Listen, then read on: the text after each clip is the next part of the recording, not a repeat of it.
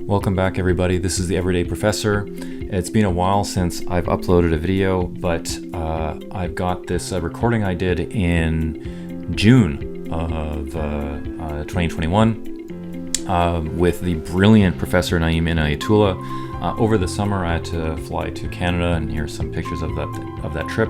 I'll be uploading a video probably in a few weeks. It's taking me a little bit of time, but I'll be uploading another video where I discuss and go over some of my time out there. Until then, here's the interview. I hope you enjoy it.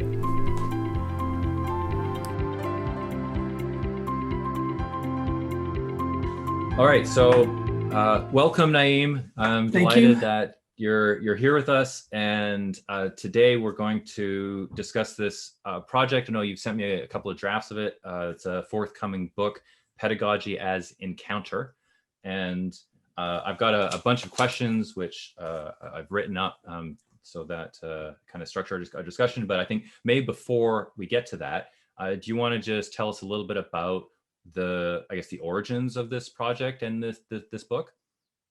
Yeah.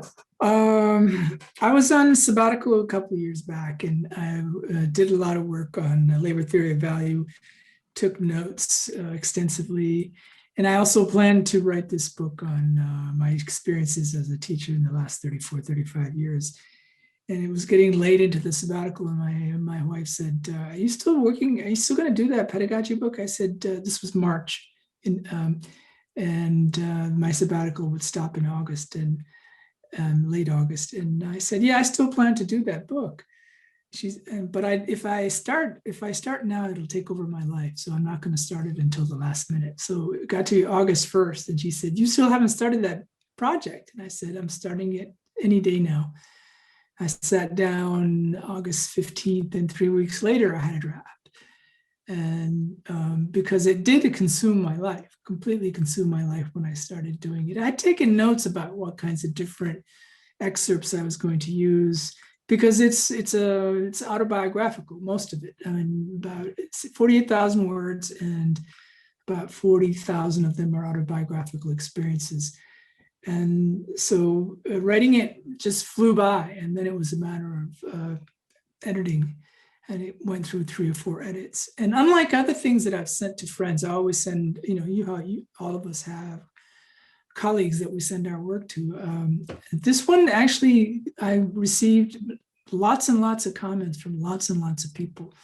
So by the time that it was a second, third, and draft, it had become a totally social project. There were about 6 or 7 people who made extensive comments on every draft, and then there were at least 20 or 30 people who sent me comments on some draft, and a lot of those I tried to incorporate into the footnotes. But it's started out as a personal project, and now it's a public project. I don't know if that gives you a sense of how this started, but I've been meaning to do this for a long time, and have thought that I'm trying to figure out whether the method that I'm using is idiosyncratic or whether it's systematic in some way. So that was one of the goals, was to figure out whether this teaching style that I use could be actually something that other people could use as well. Yeah, just making a note. Come back to that idiosyncratic or systematic. So I think maybe one way to start into this is. I guess before we get to the 40,000 words, we could talk maybe a little about the 8,000 words. And I mean, one of the purposes of this video series is to help introduce and explore, I guess, different ways of studying the subject. And early on in the draft that I read, you explain a little bit what you do, and you say that kind of the work that or what characterizes your work is addressing the European colonial imperialism as encounters dominated by pedagogical projects. And for someone like myself, who teaches international relations theory and researches, I guess, questions of an international nature, but doesn't necessarily do so from that perspective, trying to refashion how we explore the subject can be kind of daunting. But I think it's also very important. And in the book, you talk about how what you started doing, that your work was in the margins. You know, there weren't a lot of people doing the same kind of thing that you were doing. But now I think that's not the case, right? That European colonial imperialism and decolonizing efforts are everywhere. So I guess the question I have here is, number one, like, what's changed? Why do you think that now we're where you were, so many years back? You're kind of ahead of the curve, right? That you saw this as being really important early on, and we've finally caught up with you. So what's changed? And two is, what characterizes that kind of work, right? I'm not sure I understand the question you're asking me. Could you ask it again? And so I don't want to just ramble on. No, ramble, right? Like I think there's real shifts happening. I think that in our field that emphasize examining European colonial encounters, right? Decolonization efforts and the like. And you were doing this from the start, right? And you say no one else is really doing this then, and in international political economy. And now everybody is, if they're not doing it, they're at least looking at it and revising their curriculum. So I guess the question is, why do you think that change has happened? Why have we finally caught up with where you were when you started? And then how do you describe those kind of that type of work, right? What does it mean to focus on the European colonial imperial encounters? What does it mean to decolonize our curriculum or decolonize our projects? Yeah, those are really big questions, and I feel incapable of answering them. So let me see if I can draw you away from them by metaphor. Sometimes when I think about my relationship to the field as a whole, which is where your question starts, I think of it as a circular track in a gym. So sometimes you go to a track, and there are people running in front of you, and you're behind them, but then they lap you, and then all of a sudden you feel like you're ahead of them and they're behind you. So my relationship with the field is circular in that way. I can never tell whether I'm behind and they're ahead, or whether they're behind and I'm ahead, and it changes decade to decade in any case. So let me start with that. But my focus has always been global political economy. Even in grad school, I was focused on global political economy, what it means to have a globe that's international division of labor, and what that means not only for political economy, but also for culture. So it took probably 5, 6, 7, 8, 10 years for me to be able to translate my work from what I was doing in grad school, which was very much in the Hegel-Marx matrix, into something that IR scholars would appreciate and understand, and that I could translate for them. And so that like I said, that took about 10 years for me to get to the point where I could have this kind of communication. So in that sense, my work has always been informed by the location of the third world within the cultural global political economy. So whether that puts me ahead or behind, like I said, that depends on where you are on the circular track. So that's part of the answer to your question. What I think is different about this book and about my approach is that it always worried me that my role in the classroom was similar to the role of an imperialist in the cultural global political economy. And this idea is not particularly favored even by my progressive leftist friends or Marxist friends, because it casts them as imperialists. It casts us, we, the teachers, as the imperialists, as the educators. And so I remember presenting this idea to a friend of mine who's quite a famous Marxist at this point in his career, and he just dismissed it out of hand. Very friendly, because he's a friend of mine, but very friendly dismissal, but a pretty much a complete dismissal. And this is more or less the approach that I've received from, whether you're in the middle or the right or the left. Nobody wants to think about this relationship as being parallel. That the professor, the teacher, is in fact in a position of dominance, of colonialism, of imperialism relative to the student.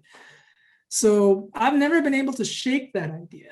And so my now 3.5 decades of teaching have been kind of a sword fight with this idea, how to think about myself as necessarily that imperialist and colonialist on the one hand, and on the other hand, dying not to play that role, wishing very much that I didn't have to play that role, and trying to figure out how I could stop playing that role. Well, I think my question wasn't too unclear, because it went exactly where I was hoping it would go. Not that I'm trying to be manipulative, but the teacher as the imperialist was something that I picked up. You address it really early on in the book, and I'm really sympathetic to this view, right? And I struggle with it as well. I mean, what do you think? I guess being a bit more precise, a bit more specific, what do you feel makes teachers to be like imperialists? Yeah. So let's start with good questions. So let's start with how we think about imperialism in the macro sense, in the global political economy. I've often been criticized by my students for not paying enough emphasis to the material aspect of colonialism and imperialism, to how the Western countries became wealthy and, basically robbed the third world. And it's not that I'm not sympathetic to that idea, I am, but I think there's more to it. There's the educational process, there's the idea. Conrad is the one who really makes this explicit, right? There's the imperialist needs an idea to bow down to, because it's hard to be an imperialist, a colonialist out there and think that you're doing good. You have to believe that you're doing a good thing. And so that's the idea that Conrad shows us, that the imperialist bows down to. And so my understanding of how colonialism / imperialism works is that it couldn't work without this ideal element of trying to do good for the people you're imperializing. So there's no question that there's an economic gain, as far as I'm concerned, in imperialism and in colonialism. But much more important to me was this idea how the colonialists justified this aggression, this violence. And that fascinates me. And so that is how take me back to the question. I know I was trying to address some question. I got off onto the theory of imperialism. No, keep going. It's about what makes teachers imperialists. Why are teachers like imperialists? There it is. Okay, yeah. So the more I studied, the British in India, the Spaniards in the Americas, the Dutch in Indonesia, they couldn't really exist without this idea of we're bringing education to people who are part of the family of human beings, but who just weren't educated enough. This goes all the way back to Victoria and the Spaniards. Victoria believes that the Indians of North and South America are human beings, and they have to be brought back up to the level of European civilization, and you do that through education. So education is the leaven, the font, the idea that one bows down to.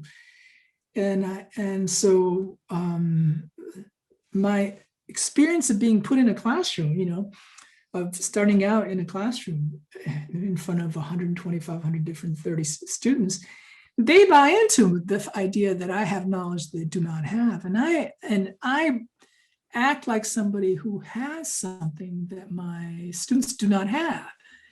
And so for me, it was very obvious that this was not the replication of a colonial experience, but it's pretty close, metaphorically close enough to make me really worried. Paulo Freire is big on this as well. This is the banking method of education, but the banking method of education is really the colonial model. So this is how I came to draw this parallel. And actually, it wasn't just a conceptual move on my part. It was also the experience of teaching, the kind of resentment that the student feels, even if you're a very good teacher. The kind of resentment that there is in the relationship that can be overcome only by shifting the dimensions to some degree from authority to, a collaborator, friend, encounterer. So the experience itself also shaped the idea that, what I was doing was inherently somehow epistemologically violent, coercive. The supposition was too great for me to not doubt it to some degree. I'm trying to think where to even start with that, because I'm just sort of stuttering here. I mean, I agree with, so much what you've just said. You go into a classroom and, it's not so much that I've got, imposter syndrome, but often I do think, what am I doing here? Right. How am I, it's like, I'm the authority here, and it's also the students are often, at least where I teach, are often looking to you, right, to give you this information, right? Just give me the information, and it's very it's very strategic in their part. Tell me what it is I need to know to get a good grade. It's that kind of thing. But there's an element there of that buying into it, right? And if we think of, I guess, the teacher's imperialist, in a way, the students are kind of acting very much in, as in the way that Fanon describes, buying into, the colonial mentality, the colonial imaginary, and the power relationships that accompany that. They become collaborators, right, in the colonial project. So in colonization proper, you have the occupation of the space, let's say the British in India, and then occupation necessarily produces collaborators, because, as we know from Gramsci, you cannot rule the entire country unless with soldiers or with police. You have to have collaborators. So occupation necessarily produces collaborators, and collaborators become elites, and so it works like that. So the same can be in a classroom situation. A university is a colonized space where the professor acts as the educator, and the students are collaborators in that project. They're paying to be collaborators in the colonial project. I think it's probably going too far, but there it is. Well, I guess the question then is, what's the normative dimension here, right? Because if we're thinking about, I guess I was going to say, if we view imperialism in, from a negative light, but then it just occurred to me that I was actually grading an essay a few years ago where a student was defending it because it was, spreading democracy, right? And I'm thinking, how do I grade this, right? And it sort of seems like you got a similar dynamic happening then if we take that, colonial critique, direct education. How do we grade ourselves, and how do we grade what our students are doing? Yeah, I mean, that experience actually happened to me. If one of the vignettes in the book, and the soon-to-be book, hopefully, is that I have a student. I'm teaching. The scenario is I'm at a Research One Institute, Syracuse University, and I'm teaching a course called on South Asia. I have about 60 students, and one of the students writes a very capable, very good essay, very professional essay in a sense, that says, if the British had learned Indian culture better, they might still be there. And I thought, and you think this is a good, I'm thinking to myself as I'm reading the essay, and you think this is a good thing. Of course, she thought it was a good thing. So immediately I slapped down an F, and then I thought, wait a minute, I can't just, no, this. So I stopped, I took a breath, I walked around the campus once, I came back to the essay, and I said, no, I cannot give this essay an F. First, I have to find out what the student really believes. So I called the student and I said, listen, will you be willing to read this essay to the class? Because I don't know how to grade this essay. So she agreed, and she read the essay to the class. And of the 60 students in the class, 54 of them really thought it was a good essay, and that it was a very good idea that if the British had just learned Indian culture better, they might still be there today. And I was completely stupefied and paralyzed by this reaction from the class, because it showed that deep in their hearts, they believed in the project of colonialism. They believed in the project of educating third world people. And of course, today, I mean, to me, it's no great surprise at all, because finally we're getting the full onslaught of the apology of colonialism. We have books and articles left and right everywhere defending colonialism as an idea that brings democracy and capitalism and markets and all kinds of good things to the rest of the world. So what started out as a small thing in a classroom where I was just about to give the student an F turned into this massive awakening on my part that in fact, this idea of how much good colonialism does is in the ether. It's pervasive, it's the fluoride in the water. Yeah.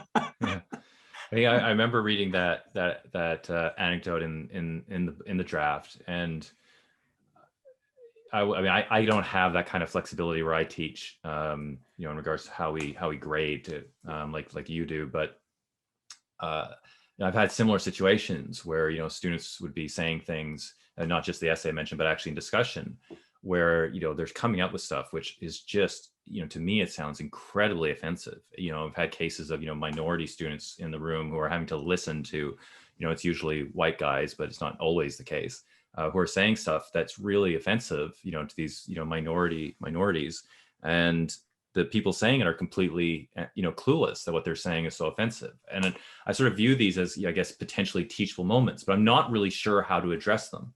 And I think that's one of the, I guess, is when we're thinking about whether it's decolonization or diversification or indigenizing curriculum and efforts.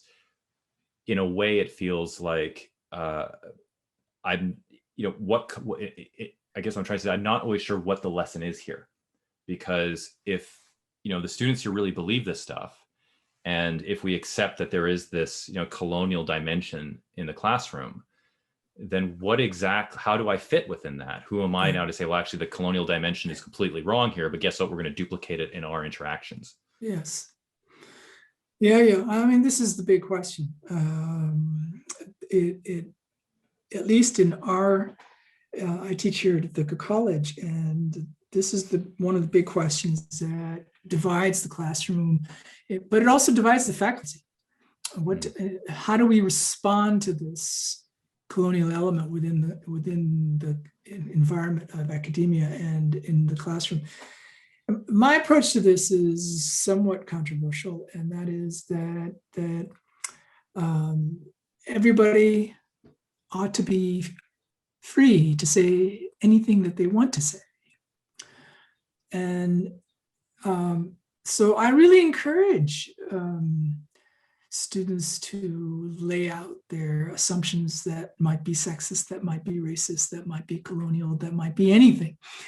And then the interrogation that occurs around those kinds of comments is twofold. One is the role that I play, in which I give them their words back so that they can hear them. Because when words come out of our mouths, they sound different when they sound different from if the professor says them back to you, more or less in the same manner, and you hear another person say those words. You think to yourself often, oh my God, what I've just said is a colonial statement or a racist or a sexist or a homophobic statement.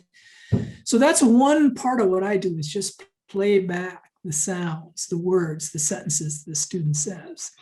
But another aspect of what happens in a classroom, which is about encounter as opposed to teaching, is that the other students are also allowed then to say how they feel about what has just been said. And so when the classroom becomes a space of encounter, then these kinds of very intense exchanges can actually go on. Not always, because a lot of times the students will be very quiet, but if there's enough of environment, if there is enough leadership within the classroom from other students as well, then what you start to get is the kinds of exchanges that are sometimes hard to believe are actually taking place in a classroom, where what we find out is that in fact a racist position or a sexist position or a colonial position is connected to the love of a family member. And to ask a student to let go of a political position is also to ask them to let go of some cherished memory from their own family experience. So very quickly in the space of encounter, the classroom starts out with this macro politics, but it ends up being part of this micro politics, psychological politics, where what we're trying to do is locate the political position to some wound, to some memory, to some love that they feel. Yeah. So the space of encounter becomes very psychodynamic. And I would think dialectical too, because it just shows that macropolitics and micropolitics, or the cultural global political economy, and the psychodynamics of individual memories, these are all one thing, not two things. Yeah, I mean, it resonates so powerfully with, I guess, my own thinking about what as we do, and the experiencing, I guess, what's, what I would refer to as the international relations every day, that you connect, whether it's through your own, emotional history, or, through your own daily encounters. And there's actually in the draft, you talk about one of your friends and your own hair when you had hair. Yeah. The good old days. Yeah, right. And just, the different, and it's sort of, and how, just your appearance, right, not only changes, I guess, how people interact with you, but, where they locate you within, the various structures of power. And that, I thought that was a very interesting anecdote as well. I don't know if, you want to talk a little bit more about that, or can you remind me which one that is? The curly hair. It's whether you have long hair and when you have curly, or as a female friend, and she talks about when her hair was curly, right, or when it was short, and how different people interact with her, right, based on her hairstyle. I mean, I used to have a mohawk, right, and it often occurred to me, should I have a mohawk again, right? I used to dye it gold, like, should I do all that again? And what would it be like going to a classroom with that, that representation? How do people interact? And those interactions, so they're not coming out of nowhere, right? That you're slotting in, right, to different hierarchies, right, of power relations. Yeah. So the hair, now I remember which anecdote you're talking about, because it was less about my hair and it was more about the students' hair. So this student taught me a lot about hair. We still continue this conversation. She was a student of mine, I think 10, 12 years ago, maybe longer than that. And now she's a working therapist. And we still talk about hair. And so she was complaining to me that when she's on the subway in New York City, all kinds of people walk up to her because they they can't figure out where she's from. Is she Japanese American? Is she a Latina? Is she from South Africa? They can't figure out where she's from. And so they will start a conversation with her. And the conversation was always about, okay, they make a guess about where she's from. And then, so she was saying to me, look, this takes up a lot of my energy. Why do I have to deal with this? And maybe I should just cut off all my hair. And so I said, no, look, there's another way you can look at this. You can think that you occupy liminality. It's difficult to organize your identity for them. And so they feel themselves pulled to you and to converse with you about their own imagining of what the world looks like and where you fit in it and where you don't fit in it. And you don't have to tell them where you're from, but you can use that as a way of opening up the space of conversation about their assumptions about where you come from. And so we had after that initial engagement, we've since carried out this conversation for years and years about various people who come up to her. It still happens to her this day, come up to her and pose questions about her identity, but she's gotten extremely good at opening that conversation into, because it's not really about her hair or her face that they want to talk. They're trying to figure something out about their own imagining of the world. And now she plays with them, as a result of our engagement, hers and mine, about hair. She plays with them in this conversation. I think that's so interesting about, the need of other people to be able to, place someone else, right? That I can identify, this is who you are, this is where you belong, right? Just placing in that, cosmology that everything has to have everything has to fit. And when it doesn't, it's jarring, Yeah, yeah, yeah. Yeah. But jarring is the initial reaction. It's also Mm. inviting, right? Mm. So the jarring part is I can make the analogy to being lost. I remember being lost once in Rome and not having anybody to speak to, because I spoke English and French and everybody else spoke Italian. And so I was completely lost and couldn't figure out how to get out of where I was. And my initial thought was, this is very jarring. I don't know where I am. And then I thought, I gave into it. I sat down, I gave into it. And I thought, it's been 10 years since I felt lost. Let me see what that feeling feels like. I can enjoy this feeling. So when somebody's locating you in your face or your hair or your personality and they feel like they cannot do it, that's just the first step, is the jarring. The second step is the curiosity opens up, right? It's about the curiosity. What does it feel like to be lost in not knowing where to place this person's identity, their face, their hair? One of the other things that you talk about in the that relates a bit to feeling lost, I think, at least certainly feeling I've had feeling lost, is when you're having to figure out what it is you're going to be teaching in the course, right? What is it that I'm actually, again, kind of bringing some bits around it. It may seem like a stretch, but I don't think it is a stretch. I get it. Yeah, I get it and totally. and there's this bit though also in your book, and there's a tension here where you talk about asking, I think it's Professor Caproso, James Caproso, and yeah, and you asked him for a syllabus, because you're having to teach an IR course, I think it was. And I think he said he's going over to his filing cabinet. He walks over, he opens the filing cabinet, he reaches in, he pulls out the syllabus, he turns around, he takes a few steps, then he stops, turns back, puts the syllabus out, and says, "No, figure it out for yourself," something like that. Yeah. And there's this element here. I think, wait a minute, you wanted that syllabus, right? There's this, and having to come to terms with that means. But later on in the book, in the draft, at least, you mention the resentment you had as a PhD student about the approach that you experienced of them basically just saying, figure it out on your own, right? Sink or swim, you're on your own. And that was my experience as well. And there's a real tension there, right? Like, even as, both as, as graduate students, and then as, when we become, lecturers, there's still that search for some kind of guidance to get us out of the, I guess, feeling lost when you're trying to put everything together and figure out what it is what we're doing. Yeah, that's very nicely done. I hadn't thought of it like that. Yeah, you're right. There is that tension in the manuscript about this. Yeah, let me get to the conclusion that I've come to through that. You're right. So to summarize, when I was starting out my teaching, I did want Caprosso's syllabus so I could copy it, or at least parts of it, right?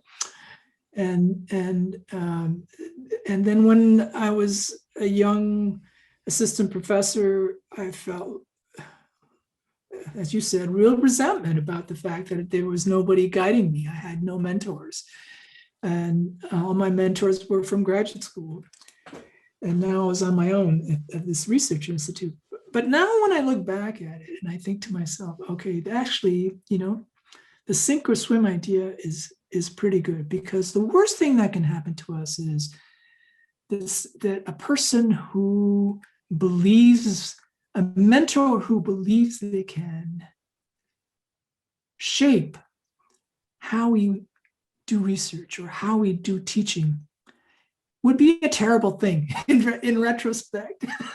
One of my phrases is, "God save us from the educators." Because every professional educator that I've seen at a workshop, I just want to scream, please stop. So I'm reluctant about these various initiatives for young scholars coming into the field. The initiatives that try to give them some guidance about how to teach and how to do research and how to combine these things, because there's something about being lost that I think is still important, even though as a even though as a young scholar, I resented it. Now, as a scholar near the end of my career, I think to myself, no, actually, there's a good reason why the profession is like that. The sink or swim idea is more open. I mean, maybe if the mentor is supportive, right? Right. I mean, I had the same experience. I remember, in first year of, my PhD, and I had no idea what I'm doing. And, they're saying you need to, sort out your research question and you need to put together a coherent outline, right? The equivalent of, your whole proposal. And I'm saying, well, what does that look like? And they're saying, well, we don't know. It's your project. So I'll draft something and say, well, this isn't right. I think, well, how can it not be right? You didn't know what it's supposed to look like. And, this went on for, like about almost a year. And, I think that, there's I guess there's different, we do have expectations, right, of what, appropriate, proposal will look like. We do have expectations, of what an essay will look like. And I mean, you talk in your book about helping students learn how to craft essays, that you actually want to read, right, and where they communicate effectively. There are these norms, these various skills, whether they're not necessarily subject related, they're probably more skill related, that we do expect of our students. Yep. And if you just say, figure it out for yourself, then you're basically giving, the smart people, the people who are really capable, who've had the benefits, right, of, whatever experiences that enable them to accomplish or asking them to do without us helping them to strive. And those who don't have those benefits to struggle. And that's a good point. So and I think that gets back to this imperial colonial dimension of instruction, right? In one sense, yeah, there is an authority here that would be, you or me in the classroom, and the students are looking up to you. But the other hand, they need to kind of figure stuff out for themselves. And I guess the challenge is, how do you negotiate between those? And I think actually in your book, you have another anecdote where I guess that comes to a real head, at least. And it's when it's a discussion with your father, and he says, in response to you questioning how everything he always says is just a dialogue, he's not really engaging in conversations with you. He says, I turn dialogue into monologues. And the reason I do this is because I think I am superior. And I just remember reading that and said, okay, well, you just described, the high, like higher education in a nutshell, right? Yeah. There's so nice. I mean, nice. I hadn't noticed that connection. Thank you. I think, well, it's all there. How do you? I don't think there's an easy answer, but how do you at least resolve that? How do you address it? Because there's a lot of examples in the book of you coming into encounter at these moments of, I guess, of rupture or crisis or of opportunity. Yeah, I think, good. You're putting me on the spot. I hadn't figured that I needed to have resolved this issue, but I resolve it. I think even in the book, it's resolved. And the way I do it is that I make an agreement with the student. It's a subconscious agreement. I say, you get to do anything that you want substantively. You pick the topic. You figure out what you want to read. You figure out what you want to write. You figure out what issue is important to you. I want some say over the form, the meta issues, what I would call, how do you formulate the question? How do you formulate moving from the question to some kind of process that takes us to either a conclusion or a better question? So my way of resolving this is almost a complete anarchy and letting go of the idea of the content of an essay or a project or a dissertation, and having a lot of influence instead on the form that it takes, the way that one writes, the sentence structure, the paragraph structure, the way that the questions either are present in the process or not. It's hard for me to talk about it without, I teach a whole course called Writing and Criticism, and it occurs to me that that's what I'm trying to get across to them, are sort of the meta rules of engagement in curiosity in academia. So I try to get them to follow the meta rules, and then the substance is up to them. Yeah, and I guess I try to do the same thing when I can, but there's something else you say in the book, which I think speaks to the same, I guess, that solution. And I think it is a really good answer, a really good solution. And that's when you write that we pretend to teach and you pretend to learn. And I just remember reading that. Yeah, it's so accurate because, and I think it gets back to this point where, students, come to study whatever subject they're studying. And there's all these debates, at least, I guess in UK, about, the importance of, what is international relations. And, a lot of students come to, study international relations as undergraduate degrees. And my view has always been, I don't care what international relations is. I don't really, like, to me, when I'm teaching it, it's not important to me, right? What really matters is what we're using IR as a vehicle for. Yes. And it's not that, so, you're coming here and teaching whatever, like, meaningless IR theory of the day happens to be, is really just a vehicle for exactly the kind of stuff I think you're talking about. Yeah, I think we are 100% in agreement. Yeah.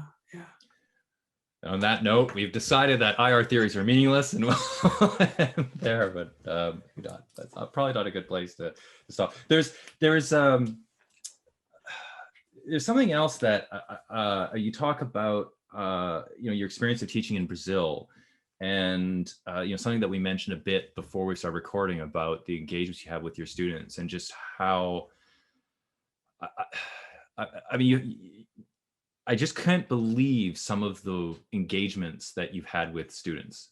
Like, just one of the phrases, it's not from the Brazil case, but, where a student says, I hate this course, I hate you, things like this, swearing, just really kind of unprofessional, kind of discourteous, what appears to be discourteous behavior on the part of the students. But, as I think, as you point out before we recorded, also as a demonstration of a kind of informality that might be very, helpful to them. But again, I think there's that colonial tension there, right? Where you kind of wanting that, that informality, but if it goes too far, you need to reassert your authority. How do you deal with these kind of situations, right? When, you have those encounters of a student that's just really angry at you and they're just, throwing everything at you. And maybe they come to class the next day or maybe they don't. But it's a response to the classroom. Yeah.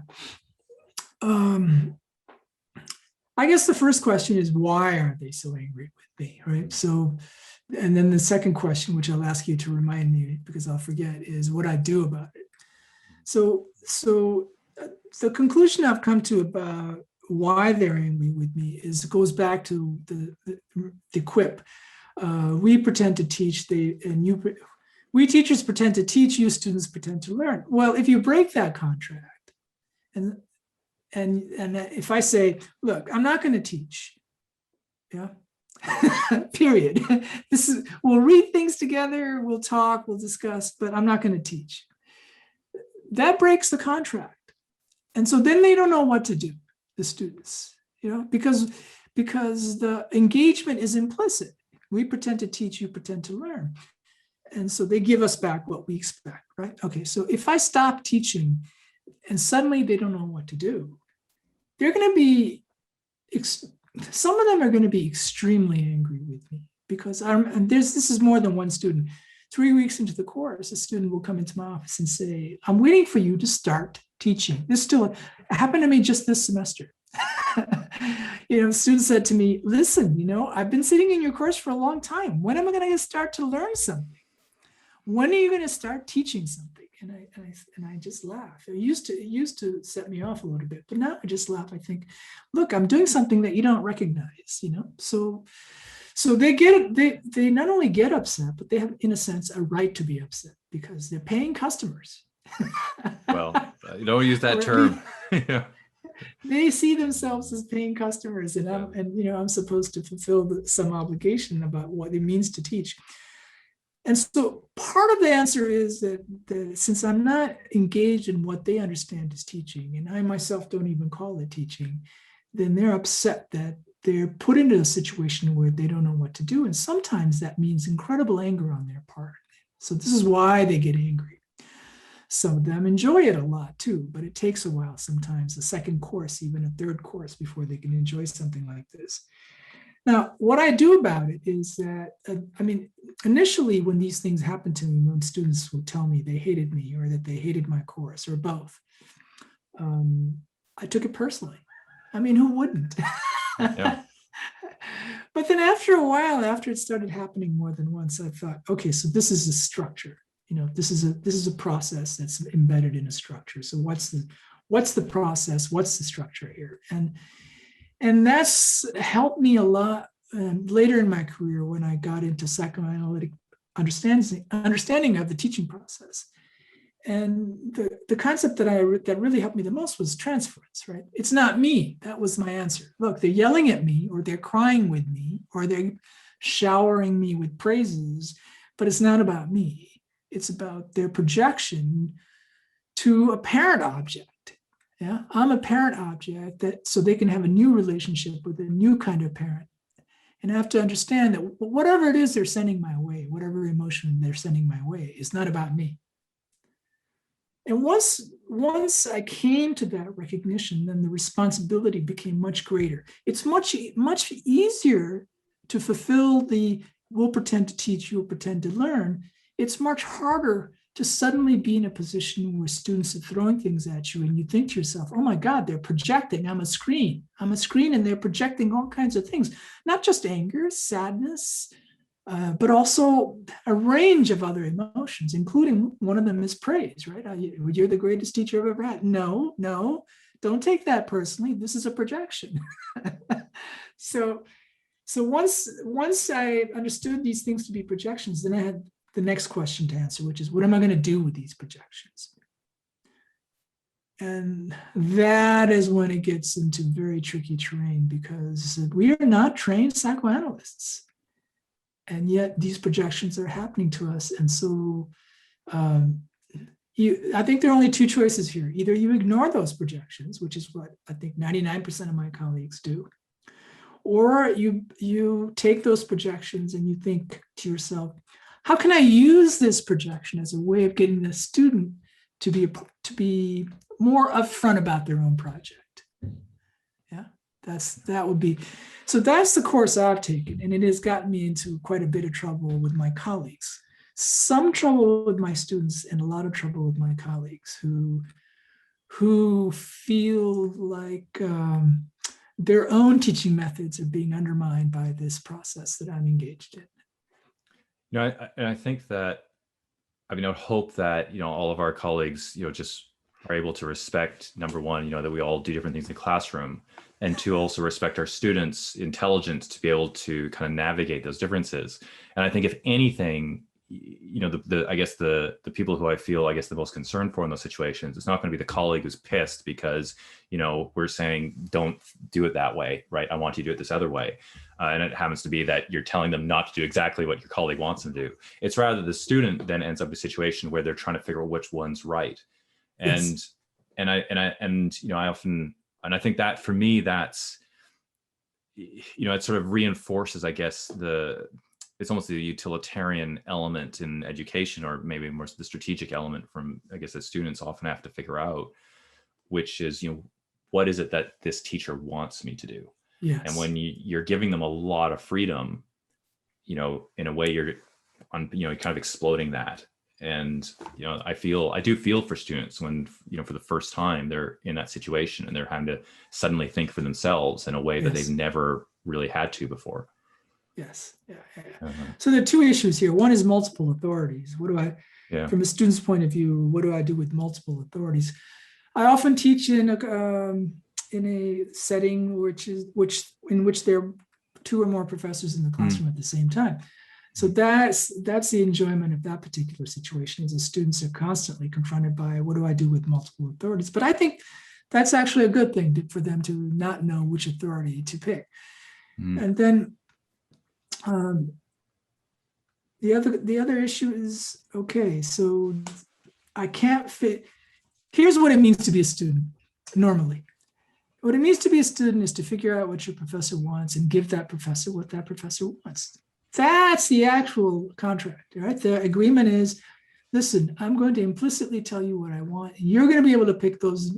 You're going to be able to pick up those cues and give me back what I want. All right. Now, in my case, that's really not impossible, but fairly difficult, because my whole project is to veil myself so that they cannot figure out what it is that I want. And that puts them in a situation where they cannot use their normal school skills from high school onwards of figuring out what the professor wants. Now they come to me, they can't figure out what I want, and they come to my office and they say, direct quotation, "I don't know what you want." And I say, that's exactly what I want you to, that's what I want you to feel. I want you to not know what I want, and as a way of getting to figure out what it is that you want, right? Yeah, I can't imagine that any student would be that comes to your office, and I've had the exact same situation, where they're saying that sort of thing, and you give them that answer that they're going to be pleased.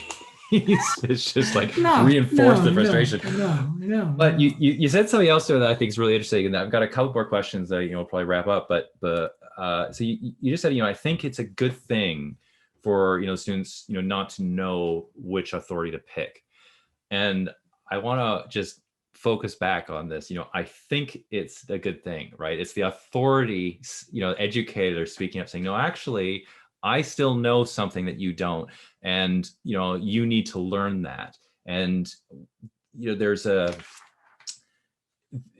don't know if we want to refer to that in sort of hierarchical, imperial, colonial terms, but it's almost the complete opposite of this approach to teaching that we find in another book, which we spoke about before we started recording, The Ignorant Schoolmaster by Rancière. And he talks about, as the title suggests, the ignorant schoolmaster. And the key here is that the person teaching teaches something that they know nothing about.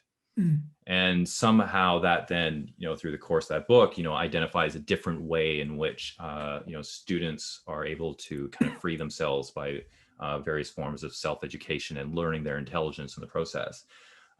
And as appealing as that may be, and that's, I think, a subject, for a different day, we still find it very difficult not to let go, right, of that authority element that we have in the classroom. I think it's good for them to notice, I still have that sense of they need to figure this out, right? There's still that hierarchy there. Yeah. And I'm not sure if getting rid of it is a bad thing, right? Yeah. Well, when I started out teaching, I was 30, my students were 20, 10-year difference. And now I'm 65 and my students are 20. There's a constant. Yeah. Yeah. So 45-year difference. Yeah. And so there is a part of, I'm still only teaching courses in which I'm trying to learn material. I'm not trying to teach them material. I'm teaching only courses in which I'm trying to learn material for myself, and I invite them to engage with me. So there's that. But on the other hand, I'm much more comfortable now feeling like, look, there is something that I know, and I won't take the next step, or I try not to take the next step, right? I won't say, look, there's something I know that you don't know and that you need to know. Okay, I'll go halfway. I'll say, there's something that I know that I think that you need to know, but I'm not going to try. And I stop. I try to stop there, right? I try to stop there. And so I think the way to phrase it is, I may know better what you need than you do, but only you can find that out. That's the line I don't want to cross. You have to find this out on your own. Even if somebody else may know better what's good for you than you do, only you can find that out, right? So that's the dividing line for me. I mean, that method of teaching is the same kind of method that's used in a lot of vocational training. My background before university and being in culinary school, it's very culinary similar, school, really? Yeah. So you would, you would go, you'd be in the kitchen and there'd be a demonstration, right? The chef would show you, this is what we're doing. And, they'll show you the techniques, and, you would have a piece of paper, with usually just a list of ingredients. And then you just go off and figure it out, right? Trying to duplicate it. And it's just through that practice, that action of doing it, that you're learning. And it's very difficult to take that method of teaching, if you're doing theory and, kind of liberal arts university environment. but you do seem to have two techniques which you use and which seem to come up again and again in the book. One is the use of silence. And the second is, the use of, I guess, conflict. I guess, there's still that Hegelian element, from your graduate days, which are still shaping what you do. And I'm wondering if you could just tell us a little bit about how those, two different, I guess, teaching techniques or different methods, how you use them, how you deploy them and what their purpose or role is. Yeah. So silence and conflict. Yeah. Or rift. I forget the word you use in the book. Yeah, but conflict or rift. Yeah, rift. Yeah. So let me start with silence. I was deeply impressed by a statistic I read, which may or may not be true, but the statistic I read was that guess how many seconds before a teacher poses a question that the teacher answers the question? And the answer was 1 second. So the students have 1 second to interject between the posing of the question and the answering of that question by the teacher. And by the way, the piece that deeply influenced me on this issue is by the deceased Henry Cariel. And it's an essay called Becoming Political. And it's about the relationship between teaching and politics. It just transformed my life. And so he talks about how to, Henry Cariel does, he talks about how to use silence, that if you train yourself to be comfortable with silence, your students will be more uncomfortable in the silence than you will be. And so in essence, what Cariel is trying to get us to understand is that the most anxious person in the classroom is probably the teacher. So if we can control our anxiety, or if we can acknowledge our anxiety and not feel like we're failing because there's nobody speaking, then we can actually turn that space into a space of encounter simply by not speaking, simply by not being anxious. All right. So it's a combination of two things. One, I have become comfortable not speaking, but also my body language shows that I'm comfortable in that silence. So I wait and I wait and I wait, and I can outwait them, and I can outwait them comfortably, right? So once they understand that that's the case, they know that I'm not going to save them with my voice and with my lecture and with the answers to the questions that I posed 1 second ago. Then the space changes. So the engagement with your own anxiety and the use of silence is a very powerful way of recreating the classroom space, and it's closer to encounter than it is to lecture. So that is all because of this piece by Henry Cariel that I started thinking like that. And also because I was failing in my classrooms and I thought I need to do something drastic. So that's the silence. Now on the issue of rift and conflict, what I try to do is I try to the students and I read something, and then I ask them, what did you think of this reading? Tell me what you feel. And what I try to do is I pit their responses against each other. Initially, this drives them crazy because it feels to them like I'm artificially creating conflict between the students. But eventually they accept it because a bigger lesson is operating there in the space, which is we're trying to build a community in which it's possible to disagree with each other, even strongly disagree with each other, and still think of ourselves as a learning community.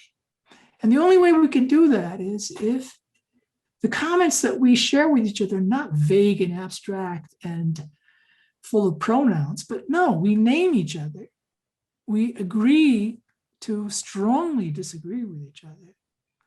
And we let that be a part of the core of our learning community, that we can strongly disagree, without necessarily hopes of mediation even. So the element that sort of the Hegelian sense of tension between the opposites is, first you got to create the opposites, then you got to put them in tension with each other. And then later in the semester, I relax all that because I'm not trying. I think they already understand that the space is a space that not only cultivates silence, it cultivates conflict. Wow, I've never experienced, you know, the conflict, as you put it, in the classroom. Silence, yes. I mean, as a student, you know, one of my professors when I was undergrad, Rob Walker, would do that. He would ask a question, no one would say a thing, and he would just sit on the desk at the front of the room and just kind of dangle his legs, you know, for 5, 10, 15 minutes until someone would say something. Sometimes I would say something, but not always. And By the way, I've been in a yeah. classroom when Rob was teaching in Brazil. Yeah, right. Yeah, he did a lot of teaching down there. So it's yeah, it's definitely an interesting dynamic, the silence. But you know, I think really on that note, you know, I'll just thank you so much for this. It's been really, really informative. It's been a You're a delight. very And, good interviewer. You're a very good interlocutor. You were able to put together things in the manuscript that I had not noticed, and also keep me on my toes. This was a lot of fun as well. So you're very skilled at what you do. You must do a lot of these, yes? Well, thank you, Professor. And no, I don't do that many of them, but at least my transferable skills are evident in action. Let me see if you were a skier. You did culinary school, and you're a horse rider. Besides being a professor of international relations, pretty good. Yeah. I'm not so sure about the skiing anymore, but yeah, cooking and horse riding for sure. All right. Well, I'm just gonna say thank you again, and I'll stop the recording. Thank you for this opportunity, Ilan.